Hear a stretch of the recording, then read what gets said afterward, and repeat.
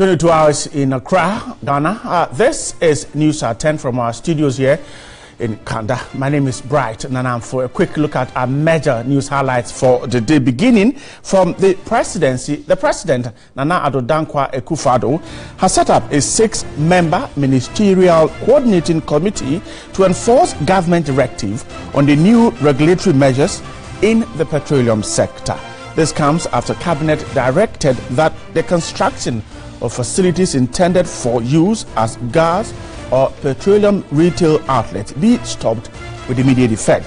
The cylinder recirculation of LPG policy is also to be rolled out. That's the news from the presidency. Meanwhile, residents at Gulf Estate in the Kantamanso district of the Greater Accra region have expressed fear over the sighting of tank farms within their community. The fear is as a result of the gas explosion at Atomic Junction near Medina in Accra last Saturday, which claimed 7 lives and injured 132 others.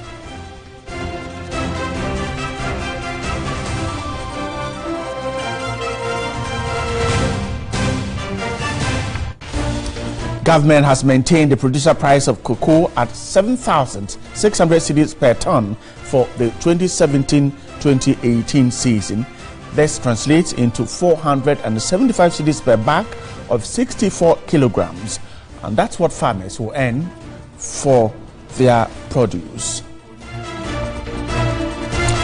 The Adenta Accra Bus Rapid Transport Corridor will begin operations next month. A new $3.5 million bus terminal, the 4th for the Ayalolo bus service, is near completion at Adenta here in Accra.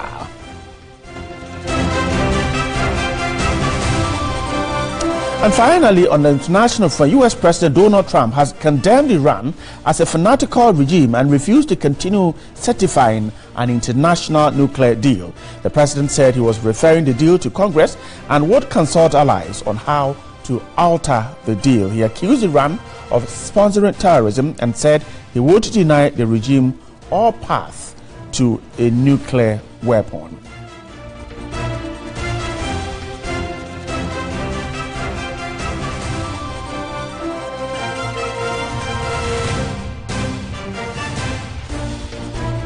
Our viewers across the country, we're grateful that you stay there for us. Let's start from here. Residents at Gulf Estate in the Kantamanso district of the Greater Accra region have expressed fear over the sighting of their tank farms within their community. Their fear is as a result of the gas explosion at Atomic Junction in Accra.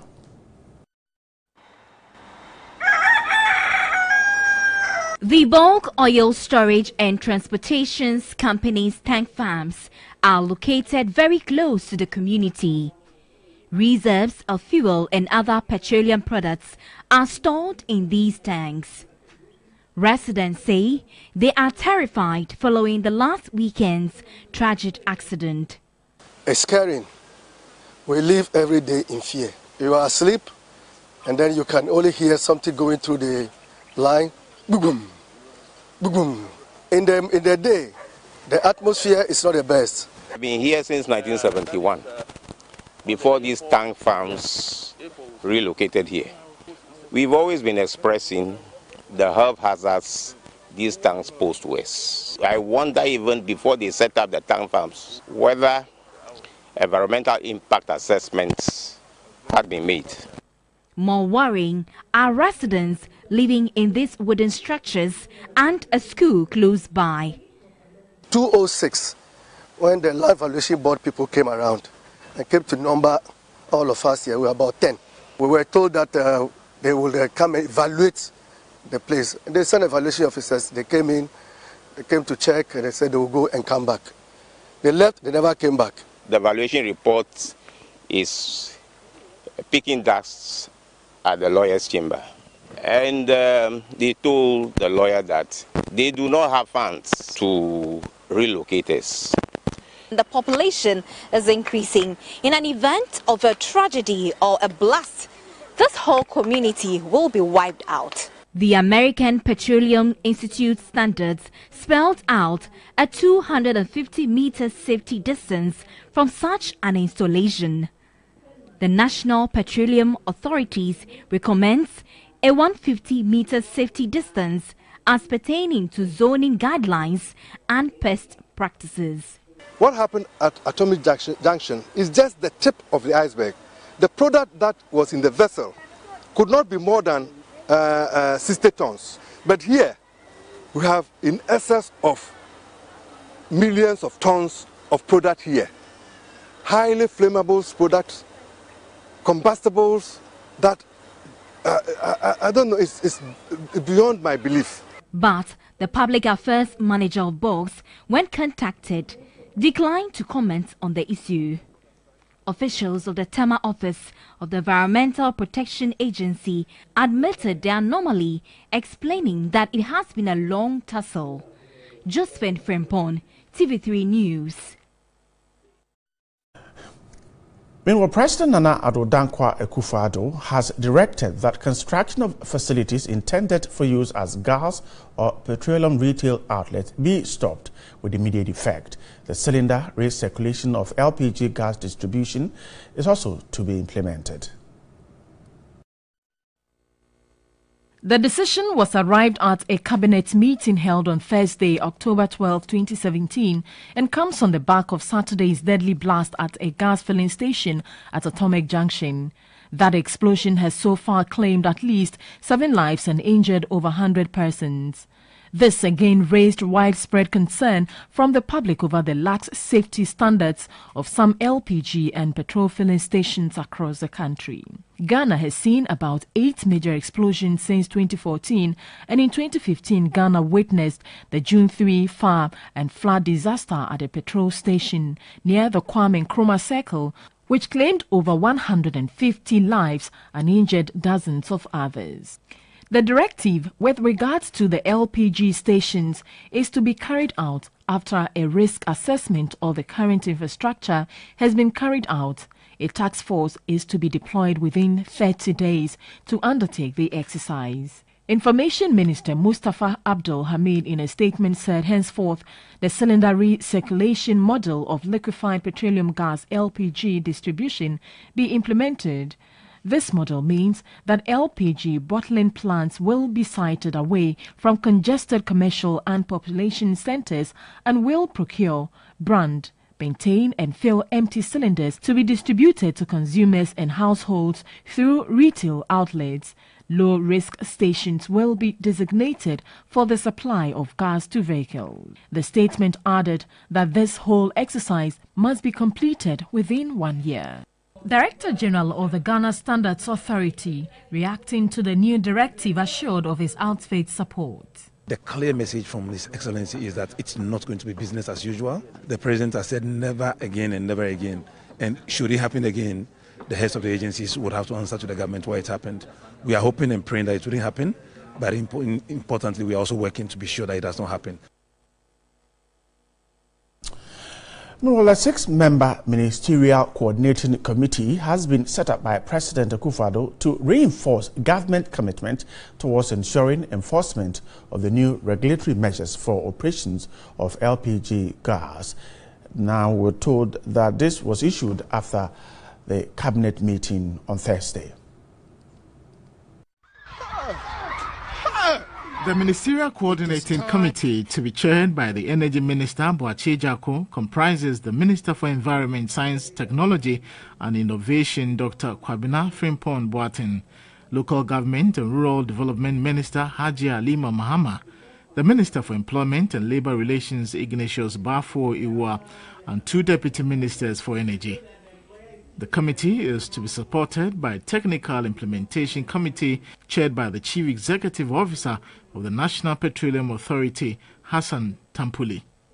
Other members of the committee are the Chief Fire Officer, the CEO of Standards Authority, the CEO of the Environmental Protection Agency, the Director of the Land Use and Spatial Development Authority, and the Director of the Department of the Factories Inspectorate.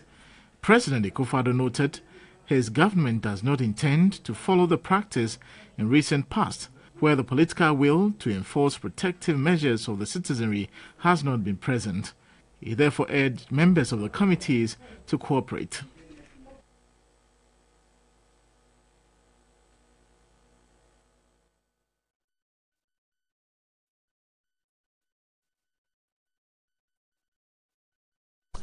Well, now let's get to Skype and speak to the Executive Director of the Ghana Institute of Safety and Environmental Professionals, Nana Ano Amehe, who just joining me on Skype. Nana, good evening and thanks so much for your time with us.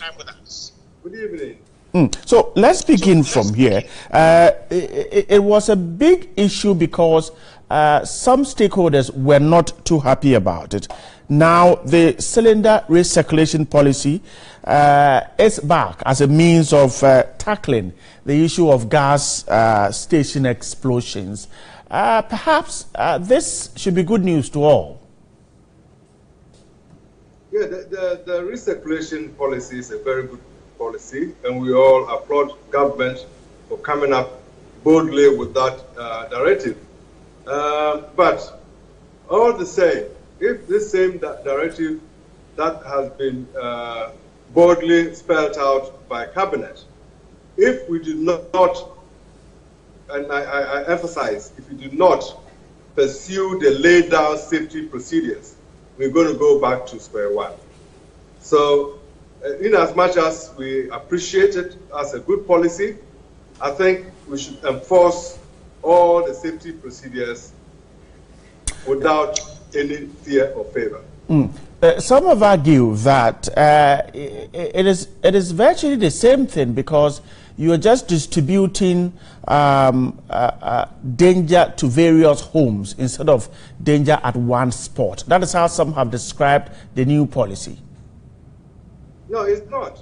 I mean, we have procedures that lay down procedures for transporting hazardous products.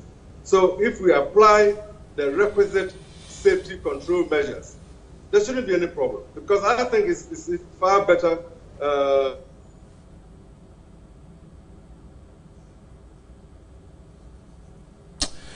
Right, we lost Nana Ano Amehe here. He's the Executive Director of the Ghana Institute of Safety and Environmental Professionals. We're trying hard to rework the line back. Nana, can you hear me? Yes, I can hear you. Okay, sorry, we lost you briefly. Go ahead. I was asking that some have said that indeed you're just redistributing danger to homes with this kind of policy. It's a far better policy than hauling major hazardous products such as LPG and not having all the safety control measures in place. But now, once we are 100% cocksure that these bottled LPG have gone through all the safety control measures and they're 100% safe, then we have to apply all the requisite transportation safety procedures to ensure that when transporting them to, let me come in the past, there were gas OMCs who were taking bottled LPG cylinders to house. That was stopped probably about 4 or 5 years ago. We didn't hear about explosion going around all over the place. So it means that there was something good about that policy. So going back to it is not a bad idea at all. But our concern as an institute is that the closure of these so-called high-risk stations is something of a concern. How were they rated as high risk, based on what defined criteria that they used to close them down? That is something that we are questioning. Right, Nana, we're grateful for your time with us. Nana Ano Amehe is the Executive Director of the Ghana Institute of Safety and Environmental Professionals. Meanwhile, an energy expert wants government to take action against the employees of state institutions whose negligence have led to the loss of lives and property through fuel stations explosions. Some of these guidelines that has been given tells you clearly that people are not doing their work. In part of the guidelines, like part 3 of the guideline tells that there has to be training. Before, what fire service was doing was that they were only giving certification to the station. And now, not the individuals. The staff in there. Yeah, so now there's going to be training of the individuals. So every staff is going to get trained. So they will have a certification of the employee, not the establishment. That is very important because education is becoming the cause of most of these problems. In this particular instance, the gas leakage occurred. There was a fracture of the hose. Everybody was aware there was gas gassing out. What next? That's the question. What next? What are the people trained to do? If preventive measures are in place, there is evacuation procedure. What is the radius that we have to evacuate? The minute we smell gas, what radius does he have to be evacuated? If we smell gasoline or diesel, what radius has to be evacuated? Are the people around these establishments, are they aware of the evacuation procedure? So those are some of the things that the agencies involved should put in play. But to me, there should be a 10th part which is missing. What happens to the officers who don't do their work? The directive is to go and work. Yes. And will they go and work? Well, is the work they were supposed to have done. It's like the cessation of all newly built. So they are saying, look, put a stop to all newly being built stations. Let the task force go around in the next 30 days and check to make sure they have the right permit. The problem that they would have is that when you go to a station, be it how badly or close proximity it is to any establishment, you can't shut it down. The permits, if the assembly gives the permit, fire service gives the go-ahead, EPA gives the permit, NPA gives the permit, it's difficult to shut them down. Kojo Poku there, an energy analyst there. This is midday news at 10. Let's step on the break for now. When we come back, there is more.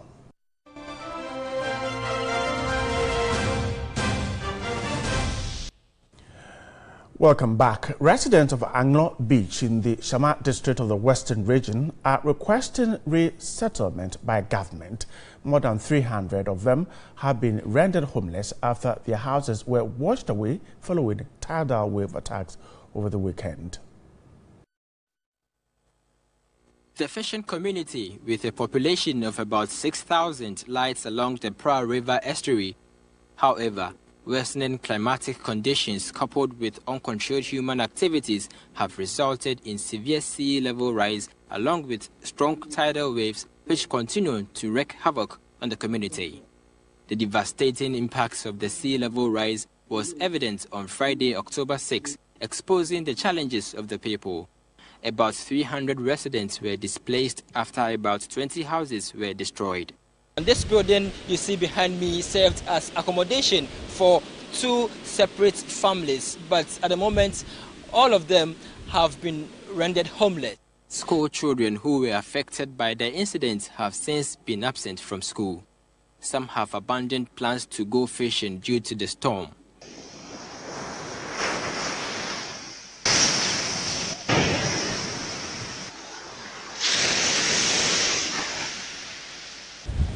Before July 7 this year, there were about 17 buildings erected behind me here at the beach. But as you could see, everything has been washed away by the sea, rendering over 120 people homeless. Noble is a resident here at Anglo Beach and he'll be telling us more about exactly what happened. Sir, what exactly happened?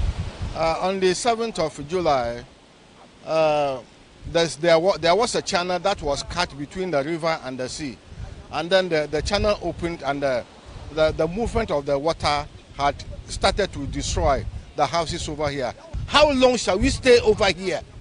No help for anywhere. Where do we go? Where do we go? We had the land to go.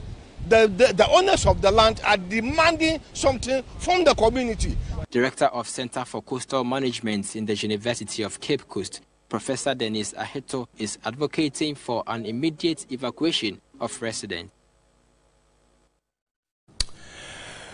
A former rector of GIMPA, Professor Stephen Adey, has expressed worry about the impact of what he calls bureaucratic corruption in the public sector on the country's economy. The renowned administrator has called for intensification of efforts to curb the practice to save the country revenue losses. Professor Stephen Adey was speaking at a ceremony to commemorate the 20th anniversary of Morrison & Associates, an audit firm in Accra. In his view, endemic corruption can best be dealt with if appropriate structures are put in place to deal with public sector and bureaucratic corruption. The renowned administrator wants mechanisms put in place to regulate every profession to help improve the general standards in productivity. And as a nation, we must start upholding this, or else very soon we cannot distinguish between who is a doctor and who is a quack doctor, who is an accountant and a bookkeeper, who is an engineer and a technician. And it's very, very important.